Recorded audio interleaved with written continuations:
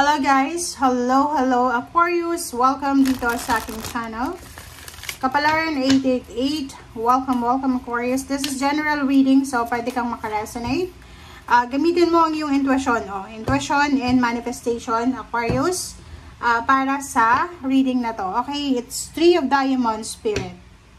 Okay, Aquarius. Sinasabi ng bara sa'yo dito, doon sa mga Aquarius na nagbabalak sila, nagpaplano sila ng mga business ventures nila sa buhay, yung mga plano yung mag-business, planong pag-collaboration, partnership, or planong pagpapakasal, or kahit anong klase ng collaboration and partnership na naiisip mo. Sinasabi ng bara sa'yo dito, makinig ka sa sinasabi ng iyong intuition. Especially yung passion ignited, yung wedding to. Wedding, love life, or pwedeng kung ano yung nasa sa puso mo. So, comment down below if you resonated. Meron ditong Gemini, Aquarius, and Libra na pwedeng makaresonate dito. So, since Aquarius yung hinahanap natin dito na message, sinasabi sa iyo Aquarius na if you're planning to get married ngayong taon na to, or pwedeng next year, or maybe 1 year from now, or 1 month from now, sinasabi ng bara sa iyo na makinig ka sa sinasabi ng iyong intuition bago ka gumawa ng aksyon, bago ka mag-manifest, or bago mo i-focus ang sarili mo sa manifestation mo, makinig ka sa sinasabi ng iyong intuition. Okay? Kung makikita mo dito, merong mga Aquarius na sobrang yung kagustuhan ba, eagerness na makapag-asawa, yung mga iba na wala pang asawa. Pero kung may asawa ka na, nakikita ko sa'yo dito na iba na yung focus mo eh. Diba? Iba na yung focus mo. Pero kung wala ka pang asawa, ito yung pinaka minamanifest mo talaga is yung may kasal, magkaroon ng anak, parang ganon, sa mga Aquarius na single. Nakikita ko dito sa mga Aquarius na like naka-live-in partner siya. Gustong-gusto niyang mabuntis pero hindi siya nabubuntis.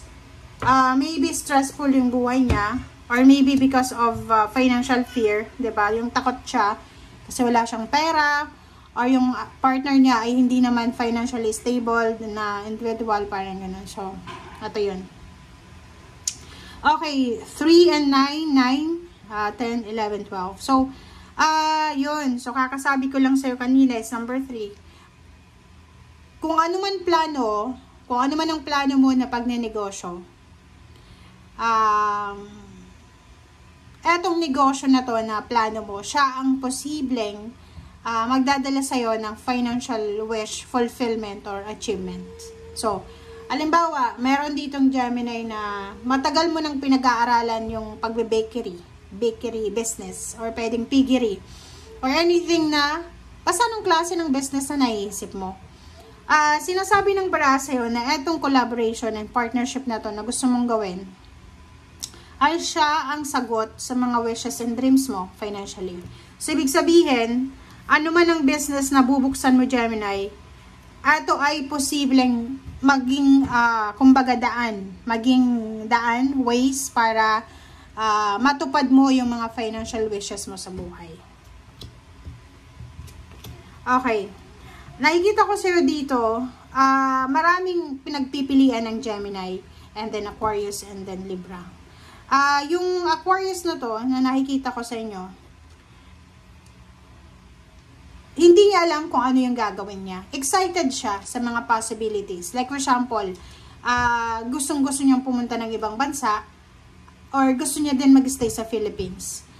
Ang nakikita ko sa iyo dito, Aquarius, isang Aquarius na siguro meron siyang eagerness sa puso niya na itry yung pagpunta sa ibang bansa, kasi nakikita niya yung lahat ng batchmate niya, pwedeng successful na, nasa ibang bansa yung iba, nakikita niya yung pinsan niya, nasa ibang bansa, basta yung parang may counting jealousy, may counting envy sa puso niya, and yun yung ginagawa niyang motivation para i-achieve talaga to na gusto niya.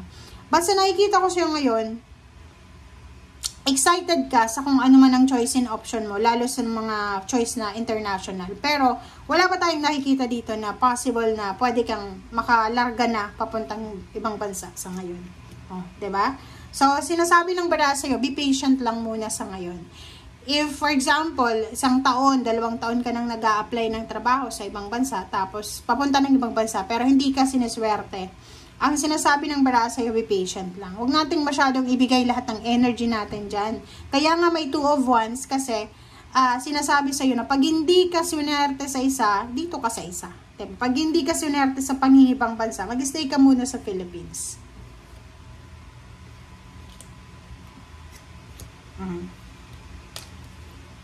Meron ditong Gemini na nasa Pilipinas lang siya. Nasa Pilipinas tong Gemini na to, and Aquarius and Libra.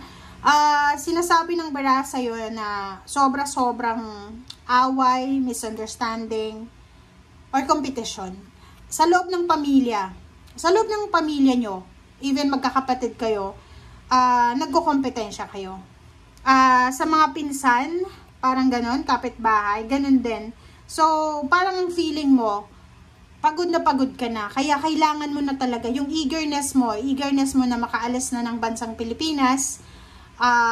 Kasi nakikita mo na parang nakakapagod maging mahirap, nakakapagod na makipagkompetensya. Parang ganon yung energy mo.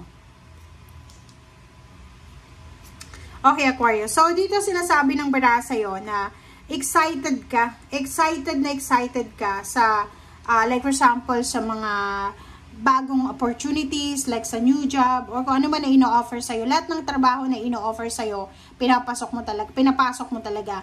So, dito sinasabi ng baraha na isang posibleng financial new beginnings. Hindi natin masasabing trabaho to, pwede din na business. Na posibleng pasukin mo or papasok sa buhay mo. And yung situation na to ay pwedeng magdala to sa'yo ng financial balance and financial security. Diba? So, nakikita ko sa'yo dito, pagod na pagod ka na sa obligations mo, pagod na pagod ka na sa pagtataguyod ng pamilya mo, pagod na pagod ka na sa kung ano man yan na pinagdadaanan mo sa buhay. So, sinasabi ng baraha sa'yo, Aquarius, na konting tiis pa, konting paghihintay pa, be patient, kasi malapit mo na makamit yung financial stability and balance and security and peace and harmony. And doon sa mga nag-aspire na like tumaas yung posisyon nila sa trabaho, tumaas yung sweldo, makapasok sila sa mas magandang company, sinasabi ng baraha na just keep going lang. And sinasabi ng baraha dito na may celebration, may positive outcome. Yung pinagdaanan nyo or pinagdadaanan nyo sa ngayon ay posibleng mawala yan. Okay? So, may mga pagkakataon kayo na mag-celebrate with your family dahil sa success na parating sa inyo. So, this reading ay parang sinasabi sa'yo, Aquarius, na ano man ang sitwasyon mo sa ngayon, naghihintay ka man, or parang feeling hopeless and helpless, sinasabi ng baraha, maging mapasensya ka kasi may kanya-kanya tayong timeline na parang inilagay tayo dun sa sitwasyon na ito yung susundin mo. So, kailangan nating makinig sa sinasabi ng ating intuition. Hintayin natin na yung plano natin is align sa plano ng ating Panginoon. Okay? Thank you guys for watching. Bye!